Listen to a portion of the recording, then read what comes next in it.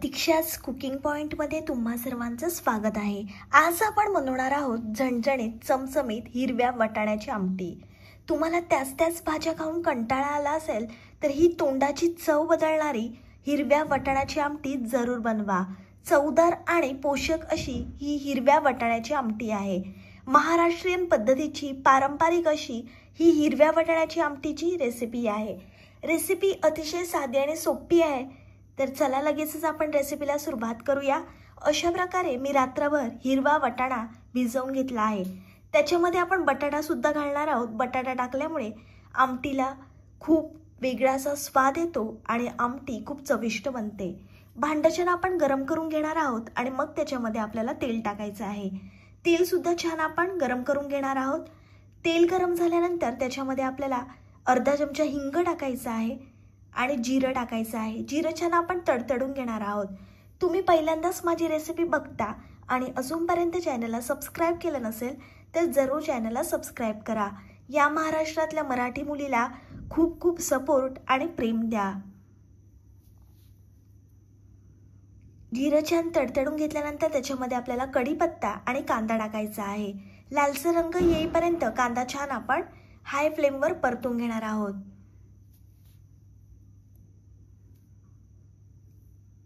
ही हिरव्या वाटाण्याची आमटी शरीरासाठी पोषक आणि फायबरने भरलेली आहे। या आमटीचं नाव भले साधं असलं पण चव मात्र एकदम भारी आहे।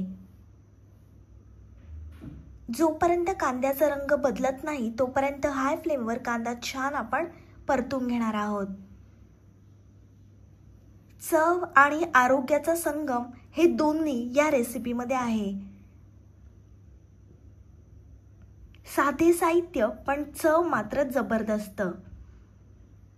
तुमच्या घरी पण भाजी बनवायला काही नसेल तेव्हा झटपट तुम्ही ही वाटाण्याची आमटी बनवू शकता।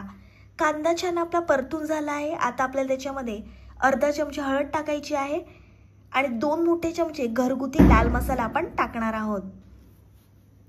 आणि आमटी म्हटलं की थोडी झणझणीतच भारी लागते। मसाले परतताना फ्लेम आपल्याला लो किंवा मीडियम ठेवायची आहे। हाय फ्लेमवर मसाले परतू नका, नाहीतर मसाले जळून जाण्याची शक्यता असते।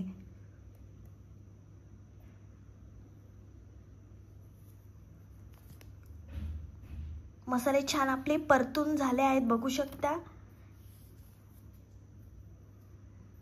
आता आपल्याला त्याच्यामध्ये भिजवलेला वाटाणा आणि बटाटा टाकायचा आहे। फोडणीचा सुवास म्हणजेच खरी सुरुवात। कढीपत्ता आणि कांद्याशिवाय ही हिरव्या वाटाण्याची आमटी अधुरी आहे। घरगुती मसाले टाकले की चव वेगळीच येते। थोडी गोडसर, थोडी तिखट अशी ही आमटीची चव असते। व्यवस्थित आपल्याला मसाल्यांमध्ये हे वाटाणे आणि बटाटा परतून घ्यायचा आहे। वाटाणा व्यवस्थित शिजवला की आमटीचा बेस तयार होतो। प्रोटीन भरपूर, चव भारी अशी आहे ही झणझणीत हिरव्या वाटाण्याची आमटी। रात्रीच्या जेवणासाठी किंवा दुपारच्या जेवणासाठी ही आमटी एकदम परफेक्ट आहे।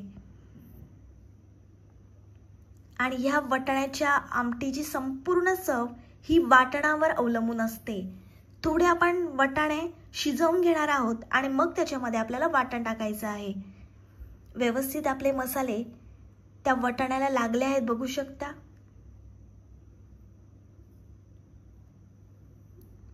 आणि या वाटाण्याच्या आमटीचा वास म्हणजे अगदी गावाकडचं स्वयंपाकघर आठवते।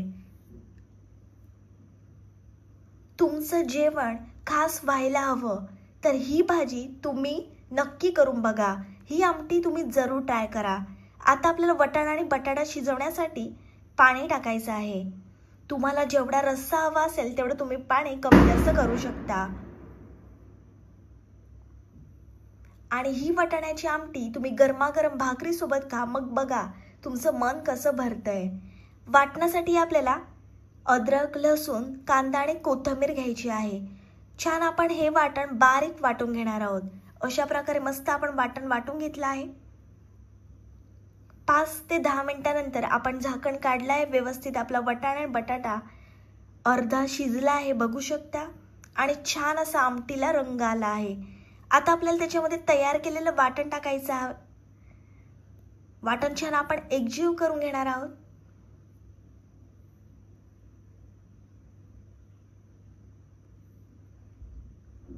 व्यवस्थित आपल्याला एकजीव करून घ्यायची आहे. गावरान चव हवी असेल तर ही आमटी बनवून बघा. आता आपल्याला त्याच्यामध्ये चवीप्रमाणे मीठ टाकायचं आहे. पुन्हा आपण 10 मिनिट ही आमटी शिजवून घेणार आहोत. आणि रंगावरूनच तुम्हाला समजत असेल किती भारी लागणार आहे हिरव्या वाटाण्याची आमटी.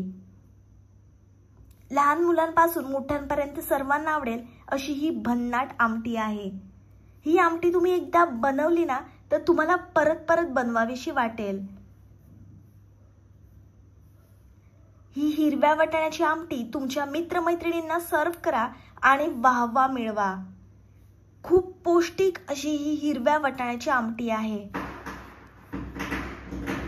गरमागरम हिरव्या वाटाण्याची आमटी खाण्यासाठी तयार आहे.